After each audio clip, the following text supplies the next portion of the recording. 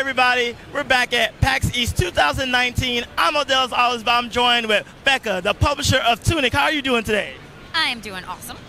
That is great. So for those who don't know, Tunic is a Zelda-like, or a Zelda clone, what some would say, but it has its very own spirit. You play as a fox sprite who's in a mythical land filled with inscriptions we can't read, going on an adventure. It's filled with challenging, it's top-down, you can't jump, but it has a very amazing spirit to it when it comes to the whimsicalness and the colorful-like world of it. So you were telling me a little bit before this that you helped mentor Aaron, who helped create this game. What was that process like, and why did you want to get involved with Tunic?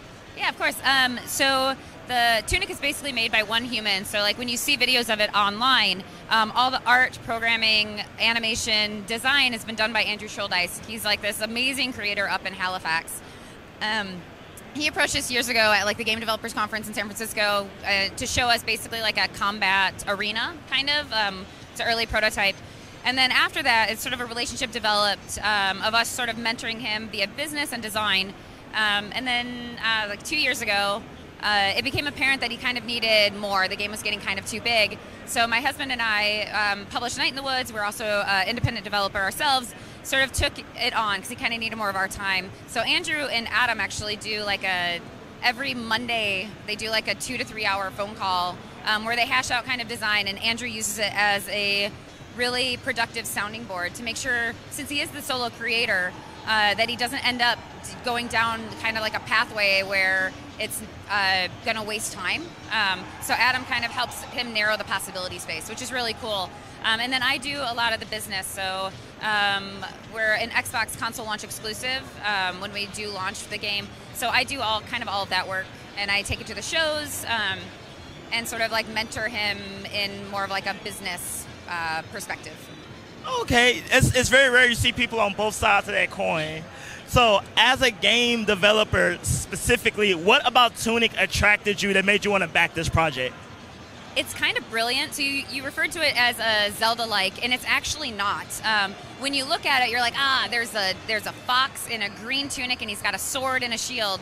And that's kind of, aside from the forest, which everyone has seen, where the similarities kind of end, it's actually more combat-focused. There aren't any puzzle dungeons in Tunic. It's really creative ways to get through combat scenarios. So it kind of leans more on the Dark Souls side of combat and less on the Zelda side of combat. All right, cool. So I apologize for calling it a Zelda clone, but I have to admit it does look a lot like Zelda, except I noticed, I don't know if this is just in the demo, I couldn't read any of the signs or any of the languages in the game. So what's up with that? Yeah, so Andrew kind of comes from the same generation of like sort of console games that I come from. We played the Nintendo when it first came out, and the Super Nintendo, and you could sort of get a hold of games that were like in Japanese, and there was no localization available to us. So we would play these games in the 80s and 90s and literally have no idea what's going on. You just sort of fumble through the world. And that, like, we're coming sort of at the game from that nostalgia. Like, what is it like to play a game where maybe it feels like you're not supposed to be there? So yeah, there's like this whole, like, nothing, you can't read anything except like the important things like okay in the game, because those are necessary to play through. But yeah, you're like this tiny fox in this really big world, and you can't read any of the signs. Please forgive my ignorance. Based off like everyone else, I assumed it was a Zelda-like, which I was wrong, but hearing that, I'm way more interested, because in the demo, I actually died twice, maybe. Don't tell no one. But, so, since it's Dark Souls-like, how frequent are the checkpoints? Is it grueling in terms of, like, death? Am I really going to have to try to grind? Or is it just really combat focused? But if you have, the tenacity, you can get through it, more or less fine.